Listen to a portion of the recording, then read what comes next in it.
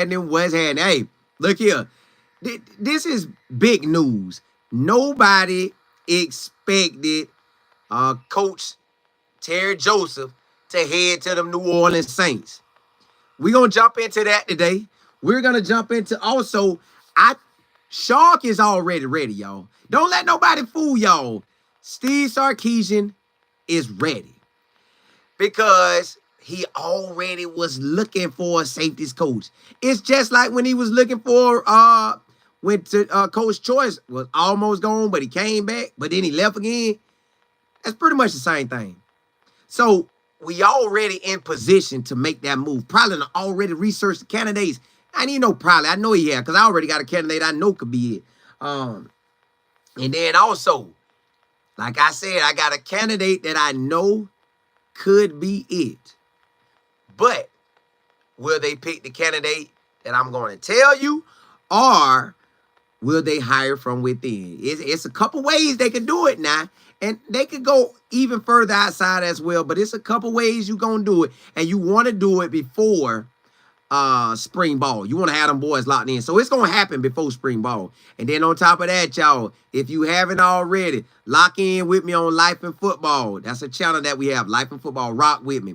Also, college football with Cola Moore. Rock with me. So let's jump into this thing, man. Terry Joseph, the cornerbacks coach, was just the cornerbacks coach. Then everything happened with Coach Blake going to the take the DC job at Georgia Tech. So we had to move things around. We brought in Coach Mark Osprey, and he coaches the cornerbacks now. And then we already had Coach Hudson on the roster. Like he was already on the staff just as an analyst or a quality control. So we moved him up to nickelback and Mark Osprey to the cornerback spot. And then we took Coach Joseph, who was at cornerback, and put him to the safeties coach / defensive pass game coordinator. So we gave him a nice little title. Now, I don't know if he felt. You just never know which way he got it because he's 51 years old. He hasn't ever been into the NFL.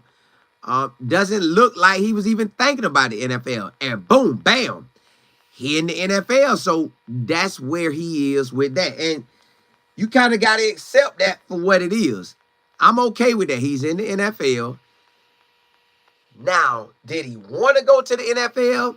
Was he striking while the iron was hot? Like, hey, I have an opportunity to make a move to the NFL. And I went and looked it up. Do the defensive coordinator have any relationships with him?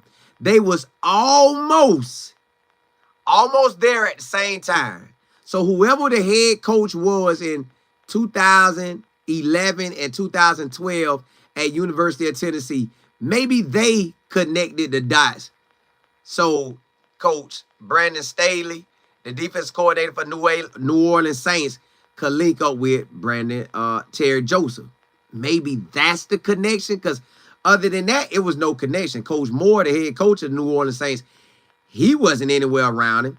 So they paths didn't connect. They only had that. Terry was there in 2011, and the defensive coordinator for the New Orleans Saints was there in 2012. So maybe the head coach of Tennessee connected those guys at that time. So you just never really know what made him really want to move. He is 51. Maybe he's saying, hey, man, I'm getting older. Man, let me test out this NFL. I know I'm big time. I could come back and go anywhere. So maybe that was an option. Maybe he feel like he should eventually be a defensive coordinator. He's looking for that. Or truly, maybe he wanted to be the cornerback coach and never wanted to move to safety. So he took the first thing got. But let me see what y'all talking about. Miss E. Willer, what's happening? Miss Beverly, what's good? Miss Kimball, what's good? So at this moment, y'all, we just have to find out what the real next move is. I already really got a clue what the real next move is because it is the situation gravy. LaShonda, what's happening? Yeah, the situation gravy because it's no panic mode. It's this is not a time to panic. You got, let's say spring ball is March through second week of March. Probably going to start on a Tuesday, so March the 11th. So everybody's looking to start their workouts March the 11th. That's cool. You got time. It's right now to what? The 24th. It's Monday the 24th. He got the rest of this week, the rest of next week, and then the coach need to be down there that second week of March. So he got the first, this end of February, first week of March, and the coach need to be there before camp start. And that's understandable. You want that. So congratulations to Coach Joseph. He saw fit to go to the NFL. He saw that the NFL was his option. The only thing I could think of, that he's 51, been in college ball the whole time. Well, he had some high school coaching. Maybe he just felt he needed to make that move. The iron is hot, y'all. Everybody coming through Texas trying to grab somebody. And I guess he's saying, well, if Blake can go and get a DC job, I'm going to go and hit that league on him. I ain't even want to be a safety coach. I want to be the DB coach. So, that's what it is with that. Now, let's jump right into that thing. Was Shark caught off guard? Was Steve Sarkisian caught off guard? I don't believe Steve Sarkisian was caught off guard. Not at all. I don't believe it at all that he was caught off guard. Because his DC, his safeties coach, had just left. He just left not too long ago and took the job to become a defensive coordinator at Georgia Tech. So what that make you do? That makes you go look at the opportunities that you could bring in somebody. Now, Shark had to go look for all safety coaches, and he probably looked for quarterback coaches, because you could mix and match that thing. You could mix and match. That's kind of what he's doing anyway. So if you mixing and matching, you got to figure out how you're going to do it. So he already had candidates, y'all. Look at this. Look at this. Just running it back. He already had candidates. He had the Notre Dame coach, which was Mike Mickens. He had him. Now, that's a cornerback coach. But you can maneuver people around now. You can maneuver people around. So you got that. Then you got, he was one of the candidates that they had on there was Cory Sanders. Cory Sanders coached the safeties. Cory Sanders is had defensive coordinator up on his belt.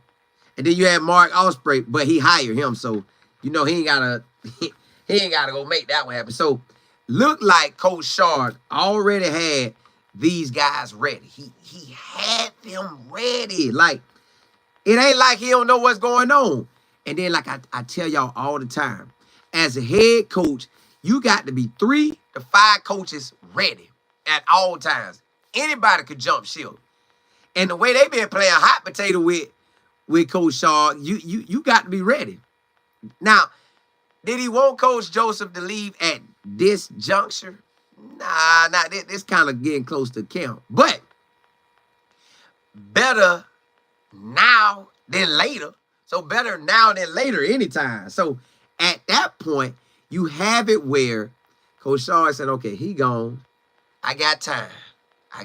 Great thing about it is I don't have to be in panic mode, because I already was searching for safeties coach and my phone blowing off the meat right. Hello. Yeah, this you know who this is, man. What's up? Yeah. I know you want the job. Just let me sort through some things. Hello? Yeah. I listen. I know you want the job. We were just talking to you. You know you one of my candidates. I can't tell you right now, but you one of my candidates, man. You one of my candidates. So you got it like that to see what's going on. Miss Beverly, what's good? I appreciate it. Appreciate that. So you have it where he's already in contact with probably NFL coaches, safety coaches, you can have former DCs that's want to come, because think about it. If you take the job at University of Texas, your safety room is already loaded.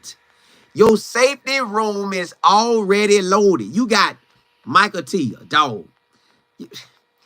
You got superstars all over.